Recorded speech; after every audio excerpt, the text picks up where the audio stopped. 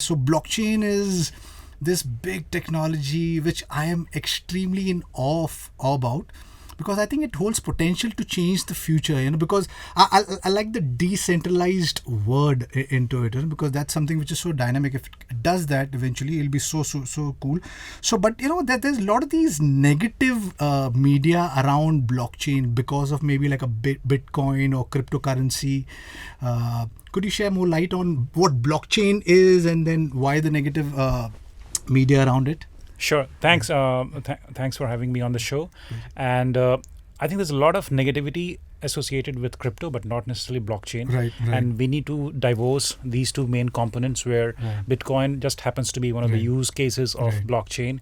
And there's some bad players who got into the system early on. They made some money. They, in fact, made others to make some more money. And in the process, there were some, just because there were some bad actors into the system, some people lost money. And there's so many scams.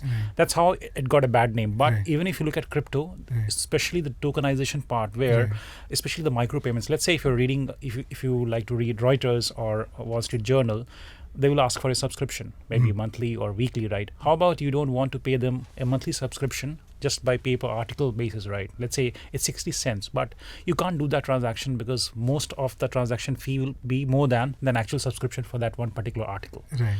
So tokenization or crypto can really facilitate that micropayment and help the content creators get more money out of it, and you as a user can really pay for what you actually want to read or want to watch, right? So it has, especially the crypto part of it, if used properly, it can disrupt the way content is being consumed, or how content publishers can make more money out of it. Whether they can really cut out the middlemen in the process. Let's say you want to release an album, right? You really don't need to approach Apple Music or Spotify. You can get onto a decentralized music sharing stream, and there's a company which is already doing it. It's called InMusic. So Exactly. Let's say you want to create some music and you want to reach your target audience. You can do that without actually involving a third party or a publisher or a promoter. You don't need a Sony or Universal to really market your piece of work to your audience. It can be done through a decentralized platform where you get money out of it, how many people have listened to your song or watched your video. So you mentioned about the token part. So can you explain more about blockchain? So a lay person can get it? So to put in simple terms, a blockchain is a decentralized distributed ledger technology. Imagine a notebook, right? And imagine as a magical notebook where each of the pages, they represent nodes, where all the lines on the pages are the transactions. So in a notebook, you have all the pages and the numbers are there, right? Let's say in a notebook, you have 1 to 100 pages. So all these pages are linked to each other. Now let's imagine that these pages are on a blockchain where all the pages represent nodes, and nodes will store some of the transactions, so that even if, let's say, if you tear out one page, you can get to know, okay, this page has been taken off, right? And the distributed nature of the technology makes it really impossible to do that change without letting other participants know. So that if there's a change which has been done, it can be flagged by other people and it can be discarded. Yeah, brilliant analogy. I really like it. Yeah. So tell me, has the RBI ban kind of impacted the entire industry as such, because the Bitcoin and the cryptocurrency ban? I think there's a lot of confusion or misrepresentation the way RBI has issued a circular regarding dealing with cryptocurrencies. RBI doesn't say that we are banning cryptocurrency. They're saying that anyone who is dealing with crypto assets through legitimate banking channels, be it your bank account, be it your credit card, those are unlawful. Right. It doesn't say that you cannot do it. If you're using the current Indian banking channels to transact in crypto, that's unlawful and they will freeze the account. That's what they're saying. They're not saying it's illegal. And they have just said that it's not a legal tender. That doesn't mean that it's an illegal tender. They just do not recognize that tender. Right. That's what they're saying. And again, that was a circular. Now there's a Department of Economic Affairs headed by Subhash Garg, and that committee is going through the various recommendations by different currency bodies and other players in the ecosystem who really want to push for not a blanket ban, but again regulate that space where you have KYC, anti-money laundering checks, so that you can make sure that whatever money is coming in, it's accounted for. It's not black money. That's what even the RBI is worried about. right? Because since it's a decentralized system where you do not know who actually is putting money, especially if you're doing on a public blockchain, right? So there are two types of blockchain: public as well as private. So public, the participants can be anonymous; they can choose to disclose or not disclose their identities. But in a private one, you have to identify yourself. For example, let's say if you're using maybe Adobe Photoshop, right? You need to really publish your credentials. Okay, this is my user ID. I'm using it. Adobe will get to know who is using that particular software. So in a closed network, the participants are known. In a public, participants can be unknown or known, anonymous. So RBI is worried about the anonymous part of the transaction. People might pull in black money, right? And it can also lead to terror financing. Exactly. That's what RBI is worried about. But again, a lot of the circular has been misrepresented. The government doesn't have any full-fledged plans of banning it. But again, they want to regulate it so that you don't have any other crypto scam coming up. Right. So you said that there's the government body now which is going to be especially looking at blockchain. So is there any initiative that they're looking at, or at this point in time is just a regulatory body that are they looking at doing something to drive the ecosystem? Yeah, so there's some people, for example, there's an eminent law firm called Nishid Desai Associates. So one of the lawyers, Jaideep Reddy, he's leading the case for crypto guys, and he's representing the people who are excited about cryptocurrency. And he's putting forward the recommendations. What are the areas which need to be regulated, not a blanket ban, and why crypto, especially the tokenization part, is important for even the content economy. Do tell me something more about your government blockchain association. It's based out of US, if I'm not wrong. Yeah. So government blockchain association. And what's your role? Yeah. So GBA, or Government Blockchain Association, is a global not-for-profit organization which helps governments across the globe understand and implement emerging technologies like blockchain, as well as AI and ML.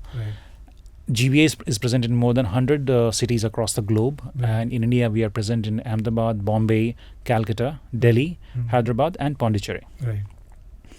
And we have more than 15 startups working as part of the GBA ecosystem, where the Mumbai chapter team, they have done some good amount of work in AI and ML. And put that on blockchain. They have done some work in fintech space as well, especially when it comes to digital onboarding and KYC. And we, as part of GBA, do organize events, conduct workshops, training, so that we can spread the literacy around all emerging technologies, including blockchain. People should know what exactly it stands for, where they can use blockchain.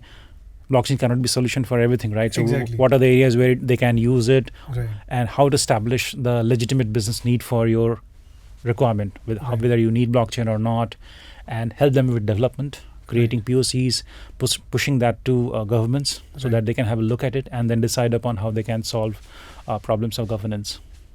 So from the time that you've been part of GBA, now what are the use cases, like real world use cases, which you have come across, which you feel it's really impactful and it's going to really help? Okay. I started GBA India in December last year, and when I started in December, a unique use case came up. In West Bengal, they started issuing birth certificates on blockchain. So there's a new Kolkata Municipal Development Corporation. They started having the newborn babies in that particular month. I'm not getting the month right, maybe October or November. So the babies born in that particular month, those certificates were issued on the blockchain, so that no one can go back and tamper that. In India, it's very easy to get a birth certificate, and you can change your dates depending upon numerology, whatever you believe in, right? Some people might alter the dates just to so that they can increase their applying age for government jobs, right? So it's a very common phenomenon. But it also leads to a situation where people can fudge birth certificates to get certain benefits, be it scholarships, or they can even fudge their caste credentials just to fall in certain category and apply for government jobs. So there's a legitimate need to put those records, or all your vital records, not only a birth certificate, but your even, let's say, driving license, your marriage certificate. Everything has to be in an environment where it's tamper proof. No one can go back and change that, not even you for that matter, right? So that a person who is the right recipient of a subsidy, or even let's say the dole of the government, he should receive that. No middleman can really take out that benefit from you.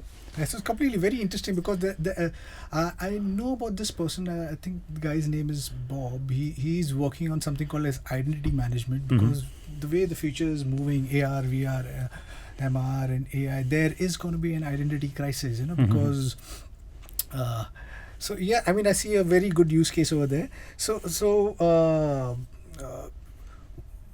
What about, I mean, globally, what are the initiatives that you guys have done, something which is like really cut through and is really prominent? Is there anything? Sure. So now talking about identity management, right? GBA Mumbai team, they are one of the implementation partners of GBA, and they have developed the MVP or minimum viable protocol for Earth.id, so that your credentials, and it can be your birth certificate, can be your voter ID or Aadhaar, can be put on the blockchain, and really you don't really need to share that information directly, but in fact you can share whatever is necessary to establish your credentials. For example, let's say if you travel to London and you want to book an Avis or any Hertz car rental, right? They will ask for your passport or visa. They will take some document to verify that okay, you are the right person to rent that taxi, right? But what happens to that information once that person already has taken a piece of your passport or whatever, right? You don't have any control over that. So we have, when I say we, GBA Mumbai chapter, what they have done is they have created a product where your credentials, your vital records can be stored on the blockchain, and you can using a public key and private key authentication mechanism can establish your credentials and access services. Or depending upon your behavior, or trust score can be generated, which is similar to like a Google review score, right? Or maybe your CIBIL score, depending upon how you're transacting or how you're paying your bills online, depending upon how legitimate use you're using of Earth.id, a trust score will be used, which can be used by different parties in the ecosystem to access or identify yourself. Let me give another example. Let's say, as of now, Amazon wants to sell a piece of merchandise to people in the age category of 25 to 30, right? So how do they get this data from? They might be buying the data from likes of Facebook or Amazon itself, right? So when I sign up for Amazon or Facebook, I give them access to my own data, but I am not sure who they are sharing this data with, right? Exactly. So using blockchain or self-sovereign identity management solutions, where Earth.id is a part of, you can have a complete control over the way data is being shared with whom. And within a time-bound limit. Let's say if I'm giving Amazon access to my data, let's say my date of birth or my gender and my behavior or shopping habits, only for 2 days, right? When they have some promotion going on for, let's say, some athletic equipment, whatever, right? And I can take back that access. They don't really tend to keep that particular data in their own data warehouses. So what blockchain can really do is it can give the right of data ownership back to the user. Right now, it's with Amazon's, Google, and Facebook of the world, right? They have data they are using in the way they seem fit, right? And they're monetizing it, and there's a possibility of monetizing your personal data, right? With yes, blockchain. They might be harvesting your data, and you're not even sure who they are sharing that data with. What it does. Now, there is a concept of data monetization. Let's say Amazon wants to have a look at my data. They need to pay me some amount of money, maybe X, maybe some tokens or points, right? Just to see my data.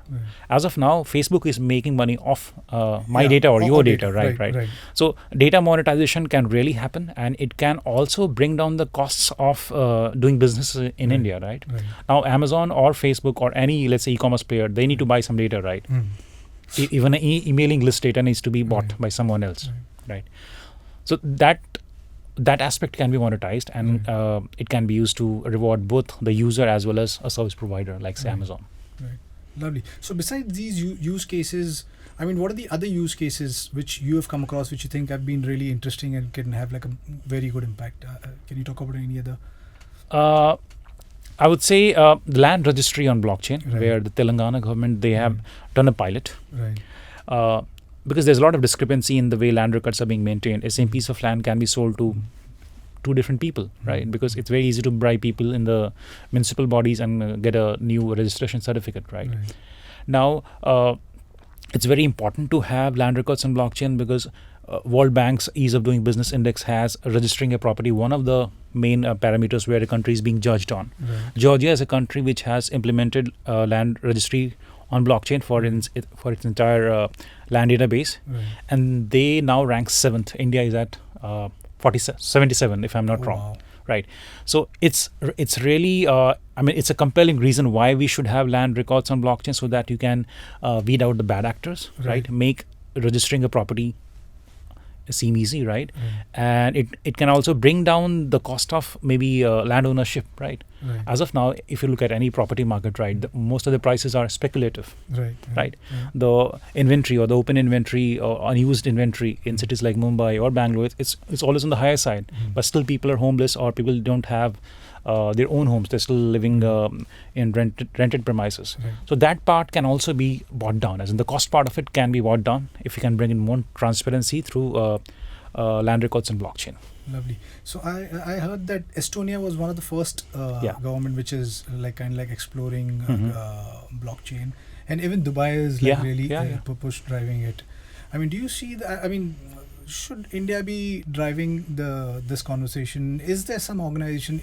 Are you actually looking at possibly speaking to the government and kind of giving them maybe this could be you could use it as a use case? Is an organization talking to the government? So the government already has a body. It's called Niti Aayog, or the Planning Commission, the think tank for the government, where there are people from these emerging technologies like say blockchain, AI, and ML, and they're experts in their own field. They are advising government on a regular basis. So we work closely with them. We do projects with them, and also so they know what's needed, how government can really take that step. But again, it also comes down to the willpower, right? The political will, rather than the technical feasibility part of it, right? If you want to do it, you can do it. Right. For example, let's say linking voter ID and Aadhaar. It's as simple as it sounds, right? But no one is going to do it because exactly. So there's a more like a political willpower. Right. There are right people in the government who are actually vouching for these causes, that what is the future and how blockchain or emerging technologies can really bring a lot of value to the nation as a whole. But again, it also depends upon the willpower. But if people in general or the most active players in the ecosystem, if they start speaking about it, make the right noise, the government has to sit up and take notice. Exactly. Now, many people are speaking up against the crypto ban, so-called crypto ban, right? So the government really sent a delegation to Switzerland, Zug, where Switzerland has one of the best practices when it comes to crypto. They have a very good, they're the gold standard in crypto regulation. So Indian delegation from Niti Aayog, they went, a Telangana minister, officer in special duty handling IT and IT department in Telangana government, she went there. Right. And some people in the blockchain ecosystem, they also went there. So they have gone there, they've studied what's the best practice, how they can implement that way back in India. And hopefully we should see some positive action on the ground. Right. So the banking sector and the finance sector has been adopting blockchain in some. You know of any use cases? Is in India looking at that? Do we have any startups over here who are pushing this conversation forward? Some interesting startups. So last year, Bank Chain was formed, where close to 22 banks signed up, and it was led by SBI. You talk about India, yeah. Right. So Bank Chain, SBI led that consortium where 22 banks joined, and they agreed to share their data, so that you don't have fugitives taking money and flying off to London, right? But it actually never hit off the ground, because see, banking itself is it's a hyper competitive cartel, right? Hyper profitable cartel. Centralized. Yeah, it's completely centralized. You have many people, many lobbies with vested interests. They are averse to that change because they might be losing money, right? Banks, they thrive on transaction costs. If blockchain were to come into banking system, right, the transaction cost will go down dramatically. Completely, right? You actually don't need a third party like a bank to even transact. For example, let's say, it can be, it's a possibility that if you want to send money to me, you can do that through maybe a Google Pay, right? But at the back, there's a bank doing it, right? But we can even if we take bank off the equation, it can be done if we're doing on a decentralized system where you know me, I know, and I know you, and we can transact money or transact anything which has value, and no one needs to know about it. Or maybe someone who just needs to validate that, okay, these two people were on the system and they transacted this amount of money just for record keeping sake. That's it. Right. So earlier it was these banking industries who have been running the financial ecosystem, you know. So right now it seems like the tech industry is taking over. I mean, Facebook is starting with their own token, Libra. It's a stable coin. So could Yeah. you share some more light on that? Yeah, so I would say now banks today, they are more like technology powerhouses. Citibank has more engineers than what Google has. Right. That's a fact, right? Not many people would know. Right. So, and that's why even social media companies like Facebook, Right. now their project Libra has been backed by PayPal, Mastercard, Visa. So they have created right. a reserve where their currency, Yeah. the Libra coin or the Facebook coin, Right. will be pegged against the dollar and euro, Right. but they will have a reserve to fall back upon. Right. Now, Bitcoin as of now doesn't have a reserve to fall back Exactly. upon. There's no Yeah. underlying asset, Right, but yeah. Libra has a pool of money given by Visa, Mastercard, PayPal, Right. a lot many other players, right? Right. So the value of Bitcoin is driven by speculation. They don't have any underlying asset, so Right. that future is still uncertain, right? Bitcoin futures may go up and down, but when you're pegging something against a dollar, Right. right, your price will fluctuate depending upon the fluctuations in the base currency, be it dollar, right? For Right. example, petrol and US dollar are interlinked. If the Right. price per barrel of petrol goes up and down, there will be a corresponding effect on the US dollar price. Right. Similarly, if US dollar appreciates or depreciates, Yeah. and what impact will have on the euro, the same impact will have on the, let's say, Libra coin. Right. So there's a guarantee, at least some sort of guarantee where you know what is the underlying asset. Right. Your money will not go for a toss because you already have reserves of, let's say, X million Right. in the kitty. Right. So stable coins, because they have some underlying asset. Assets. Yeah. Right. So they are more trustworthy as compared to Bitcoin. That's my personal view. Right. But again, there are some people who might argue against it. Right. That and they might be right in their own space. Right. That's okay. Yeah. Right. Right. So what are your views on the future of blockchain? I mean, do you see in the near future with, I mean, at this point in time, the technology is growing exponentially. Autonomous is taking over jobs, and in the near future, maybe millions are going to be jobless. There's going to be UBI, which is going to be in play. Possibly barter could come in play because there'll be people who are jobless, right? I mean, so do you see like a blockchain playing like a major role over there, where it could possibly be maybe pushing out the fiat currency out of the picture? Do you see a token economy in the near future as a possibility? Not in the near future, but again, maybe a distant future it can Because be. that's Yeah. the idea, right? Yeah. Decentralized. I mean, that was Yes, the thought yes, when Nakamoto, whoever made Satoshi, yes. yeah. So made that was the vision behind it, right? So do you see something like that? I mean, is it inevitable or it's not possible? I mean, that you I would still say have there will be an equal mix of fiat as well as token economy. right. The reason I will say that because any which ways we are moving towards digital payments, right? Right. The number of times you would have used cash for traveling from Right. point A to point B Right, has right. gone down dramatically. Right. You can use Google Pay or PayPal and get Right. it done, right? Right. But there will be, for example, what about section of people who don't have access to even banking, or Right. they're not literate enough to even transact on Google Pay or Paytm for that matter. So for some section of people, fiat currency will still be in circulation. I'm talking about the Indian context, Right. but again, it can change. It's Right. subject to change as well. Right. Even people in the villages, they are using Paytm more than what I have ever used in my life, right? Right. So even that's bound to change, and Right. the reason why it's bound to happen because the cost of printing money is going to go high. Every Right. day, the paper is getting costly, right? Right.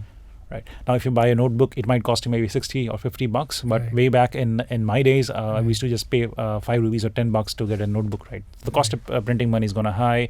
Cost of counterfeit money will also go high if you still keep on using fiat currency. Right. But if you use digital currency Right. or a cryptocurrency, which is nothing but a digital asset, Yeah. you can track back the origin of that money movement, right? Or the fund transfer. Let's say if I'm paying you X amount of money, Right. the auditors will get to know, okay, this money came from this account, it moved to the wipe account, right? Right. So it's easier to establish money trail, and accountability of money will be much more easier. You can track back on black money as well. Right. Right. But how safe is this blockchain? Just a couple of days back, I just read about a huge hack done by some Russians. So how safe it's supposed to be safe, right? Because that's what blockchain. That's the idea behind it, is right? Okay. Yeah. So, but then there has been these recent hacks where people have managed to break through into the blockchain system or Okay, now they have not actually managed to break through a blockchain system, but a cryptocurrency exchange which was public. Right. So initially during our conversation, I talked about public and private blockchains. Right. So public blockchains, they are low on security, Right. right? Because everything is open source. You don't have any control over people joining it, right? People can game the system, right? So most of the cryptocurrency exchanges, they're built on Ethereum, which is public Right. blockchain. Now, there are private blockchains like, say, Hyperledger. Right.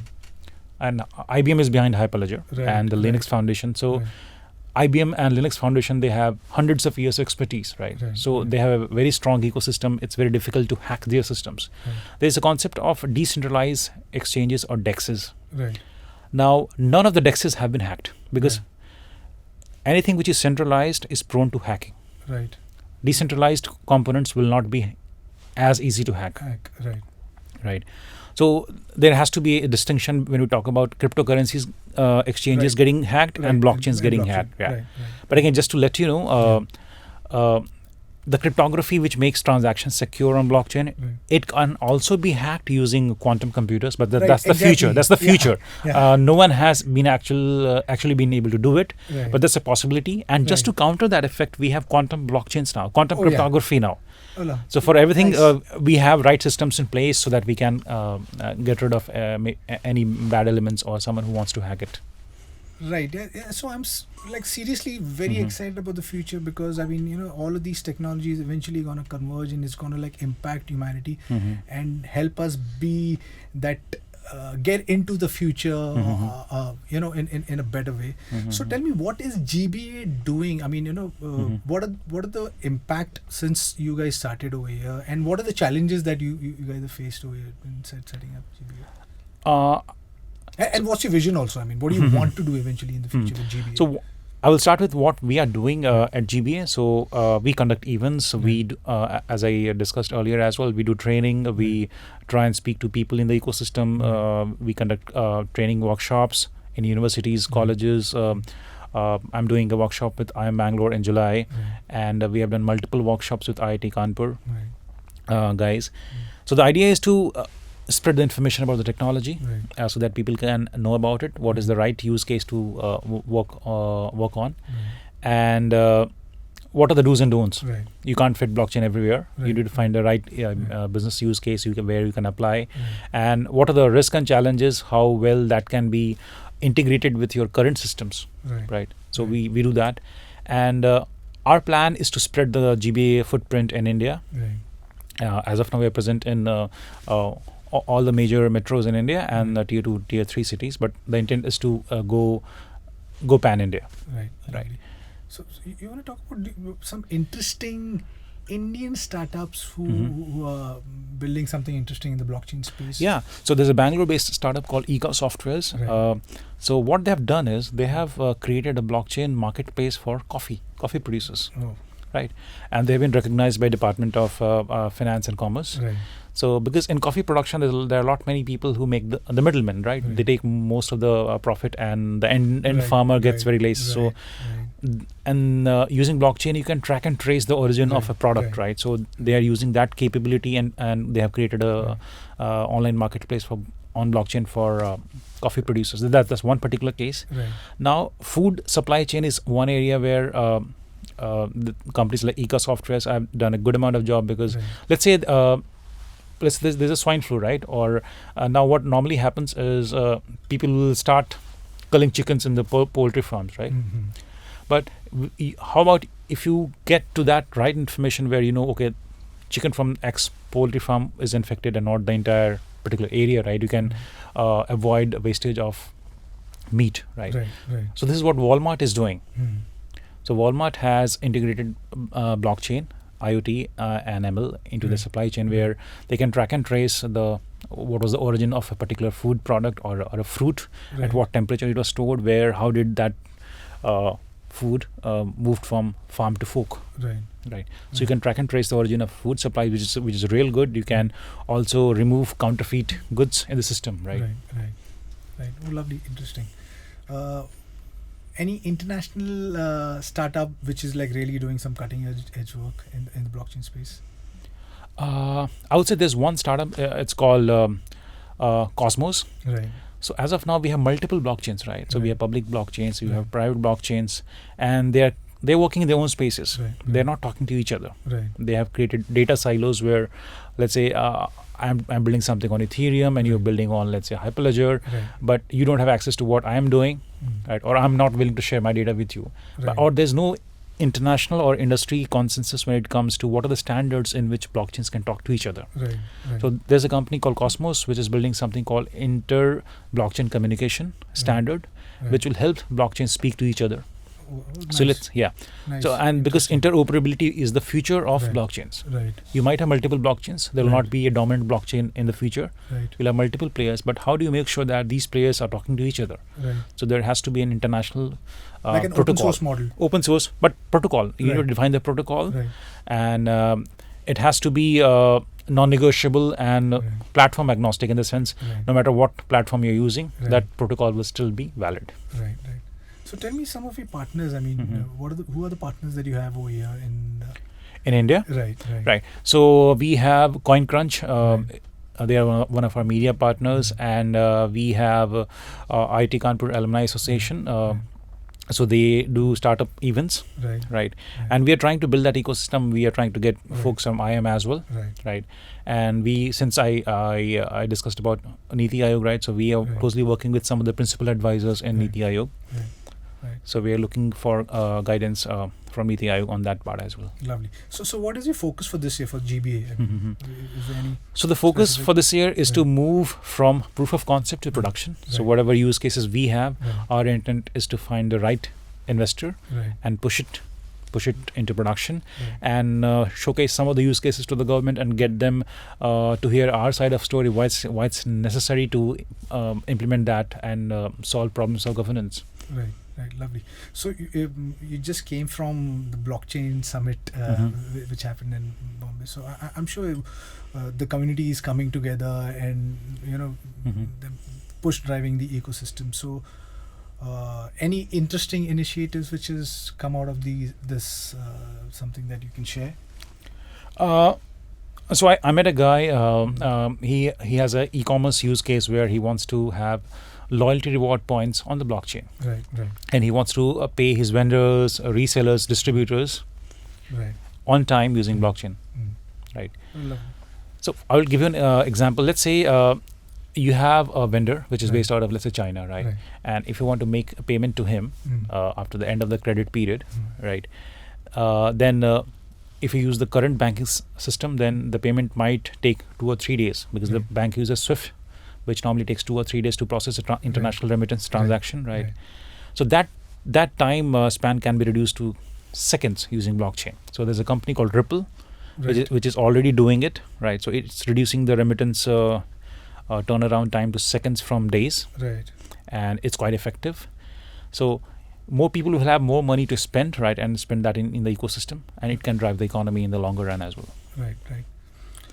So with this blockchain technology, somehow I think, I mean, are we overburdening all of these technology because there's so much of expectation of blockchain because we think it's going to be the next big thing. It's going to solve the all human problem at this point in time.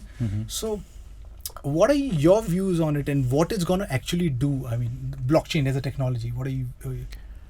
I would say blockchain is similar to what internet was, Right, right? So right. it's just a foundational technology. Right. Its use will always depend upon what are the applications we're building on top of it, Right. right? So Amazon or eBay, they happened because internet was there, right? Right. And we'll have multiple or good platforms coming up on blockchain as well. Right. So it all depends upon what is the direction you are looking at and what are your preferences are. What exactly you want to achieve. You want to drive down costs, you want to minimize operational risks, Right. or you just want to go for blockchain because it's a fancy word. Right. So blockchain also has like a downside, because I mean it's been said that to do like a per one transaction it takes about 700 kilowatts of energy. So you want to share some light on that, the energy consumption of blockchain? Okay, so that's specific to public blockchains Right. where you need mining Right. to add a new block, Right. and that's not a viable model, Right. right? Because Right. energy is limited, and mining is energy intensive. Right. It will generate a lot amount of heat. So people are moving beyond that consensus mechanism where you have to mine to add a new block, and there are different other agreement mechanisms, like a proof of stake. Let's say I have 30% stake, then my voice will be heard lesser than, let's say, if you have 70% stake. It's like who has the majority stake, and majority majority wins, right? Something, the proof of stake kind of mechanism. So mining is not Bitcoin mining is not a feasible idea. People are moving ahead beyond that, and yeah. So just the last question of the day. Is there any message that you want to give to like all listeners, and do share your moonshot, like what's your moonshot, your future vision for GBA or yourself? Yeah, so I would say that start learning about the technology, because it's going to be the future, and if you want to be employed, then you need to learn technologies like blockchain, AI, and ML. Else, machines will take over. Right. Wow. What a note to end on. Yeah, I think the technology is in an exponential space. Everything, I mean, right from blockchain, AI, your synthetic biology, everything is going on an exponential space. And I guess we need to understand this technology and merge with the technology, or take and help of the technology and grow, because that's the only way we'll move ahead. So on that note, I'm going to end for today. I'm going to have all the information of Sharath below. You can reach him out, and if you like what you hear, please press the subscribe button. I'm going to see you next time. See you guys. Bye. Bye.